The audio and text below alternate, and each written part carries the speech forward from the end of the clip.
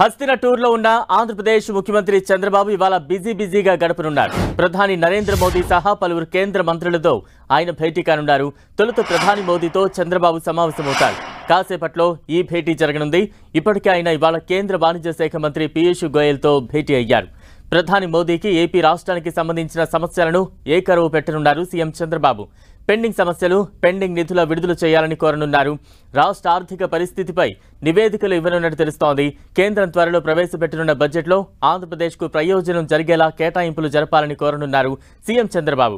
ఇక విభజన హామీల అమలు, పోలవరం ప్రాజెక్టు నిధులు, ప్రత్యేక ఆర్థిక సహాయం, ఆహార శుద్ధి యూనిట్ల ఏర్పాటుకు సహకారం, పారిశ్రామిక రాయితీ, మౌలిక వస్తువుల కల్పన, ప్రాజెక్టుల మంజూరు లాంటి అంశాల్లో రాష్ట్రానికి సహకారం అందించాలని కోరనున్నారు చంద్రబాబు. ఇవాళ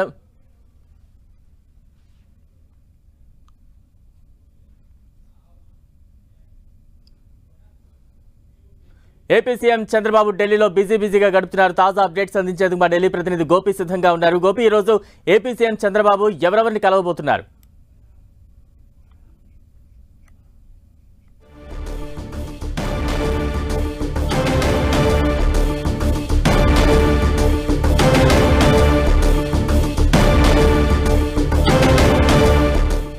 ఏపీ సీఎం చంద్రబాబు ఢిల్లీలో బిజీగా గడుపుతున్నారు. తాజా అప్డేట్స్ అందించేందుకు మా ప్రతినిధి గోపి సిద్ధంగా ఉన్నారు. గోపి, బలరాం, ఆంధ్రప్రదేశ్ ముఖ్యమంత్రి చంద్రబాబు నాయుడు ఢిల్లీలో బిజీగా ఉన్నారు.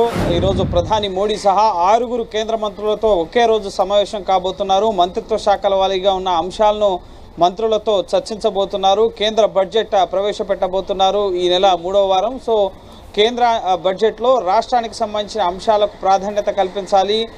కేంద్ర పథకాలకు నిధుల కేటాయింపులో ఇతోధికంగా నిధులు కేటాయిస్తే వాటిని రాష్ట్రాలకి వినియోగించుకోవడంలో ఉపయోగకరంగా ఉంటుంది. కాబట్టి సో రాష్ట్రాల వారీగా ఉన్న ప్రతిపాదనలను కూడా కేంద్ర మంత్రులకి వివరించడం జరుగుతుంది. మరి కాసేపట్లో ప్రధాని నరేంద్ర మోడీతో చంద్రబాబు భేటీ కాబోతున్నారు.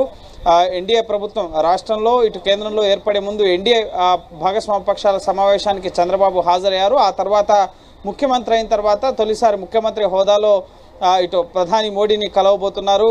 ప్రధాని నరేంద్ర మోడీ ప్రమాణ స్వీకార కార్యక్రమానికి సంబంధించి ఆయన హాజరైన సందర్భంగా ఆయనకి అభినందనలు తెలపడం జరిగింది. ఇప్పుడు రెండవసారి ప్రధాని నరేంద్ర మోడీ అయిన తర్వాత ఆయన కలుస్తున్నారు. సో రాష్ట్రానికి సంబంధించిన అంశాలపైన ఇటీవల సమీక్షలు, అధికారులతో సమావేశాలు నిర్వహించిన తర్వాత రాష్ట్ర ఆర్థిక పరిస్థితిని వివరించబోతున్నారు. ఆంధ్రప్రదేశ్కి గడిచిన 5 ఏళ్లలో జరిగిన నష్టాన్ని ప్రధాని మోడీకి వివరించబోతున్నారు. అలాగే ఎటువంటి విజన్తో ముందుకెళ్తే రాష్ట్రానికి న్యాయం చేయగలం, రాష్ట్రంలో కేంద్రంలో ఎన్డీఏ ప్రభుత్వం ఉంది, బీజేపీ భాగస్వామ్య పక్షంగా ఉంది కాబట్టి సో కేంద్ర సహకారం చాలా ముఖ్యమని చెప్పి ఈ అంశాన్ని కూడా ప్రధాని మోడీకి వివరించబోతున్నారు. సో అంశాల వారీగా కేంద్రం నుంచి రాష్ట్రానికి రావాల్సిన పెండింగ్ నిధులు, మంత్రిత్వ శాఖల వారీగా రావాల్సిన అంశాలు, వీటన్నిటిపైన ఇప్పటికే అధికారులతో ఒక నివేదికను సిద్ధం చేశారు. ఆ నివేదికను కూడా ప్రధాని మోడీకి అందించబోతున్నారు.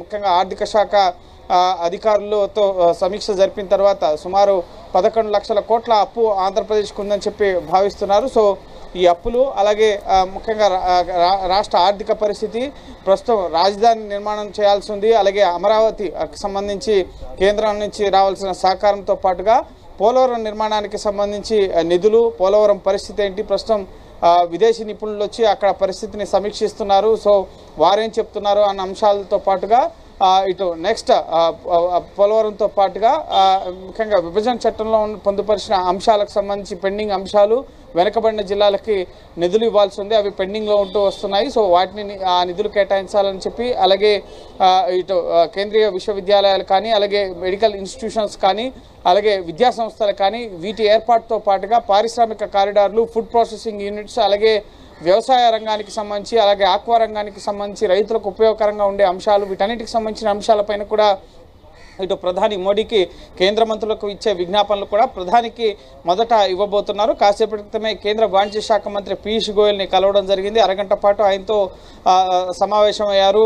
పెట్టుబడులకు సంబంధించి, అలాగే పారిశ్రామిక కారిడార్లు, ఇతర వాణిజ్యపరమైన అంశాలకు సంబంధించి వీరిద్దరి మధ్య కూడా చర్చ జరిగింది. అలాగే నెక్స్ట్ ముఖ్యంగా షెడ్యూల్ పరంగా చూసినట్లయితే కనుక మరి కాసేపట్లో 10 గంటల 15 నిమిషాలకి 7 లోక్ కళ్యాణ్ మార్గ్ ప్రధాని నివాసంలో ప్రధాని మోడీతో భేటీ కాబోతున్నారు. అనంతరం 12 గంటల 15 నిమిషాలకి ఉపరితల రవాణా శాఖ మంత్రి, రోడ్లు రహదారుల శాఖ మంత్రి నితిన్ గడ్కరీతో, అలాగే 2 గంటలకి కేంద్ర ముఖ్యంగా గ్రామీణాభివృద్ధి మంత్రి అలాగే వ్యవసాయ శాఖ మంత్రి అయిన శివరాజ్ సింగ్ చౌహాన్తో అలాగే ఇటు 2:45 కేంద్ర హోంమంత్రి అమిత్ షాతో భేటీ కాబోతున్నారు. అలాగే సాయంత్రం 5:15 పట్టణాభివృద్ధి శాఖ మంత్రి మనోహర్ లాల్ ఖట్టర్తో అలాగే 6:30 గంటలకి పెట్రోలియం శాఖ మంత్రి హర్దీప్ సింగ్ పూరితో భేటీ కాబోతున్నారు. రేపు నీతి ఆయోగ్ సంబంధించిన సీఈఓ అలాగే ఇటు ఆర్థిక మంత్రి నిర్మలా సీతారామన్, ఆరోగ్య శాఖ మంత్రి జేపీ నడ్డా అలాగే ఇటు కేంద్ర సామాజిక న్యాయ శాఖ మంత్రి రామ్దాస్ అథవాలేతో భేటీ కాబోతున్నారు. అలాగే పలువురు అంతర్జాతీయ నిపుణులు, పారిశ్రామికవేత్తలు అలాగే విదేశీ రాయబారులతో కూడా చంద్రబాబు భేటీ కాబోతున్నారు. రేపు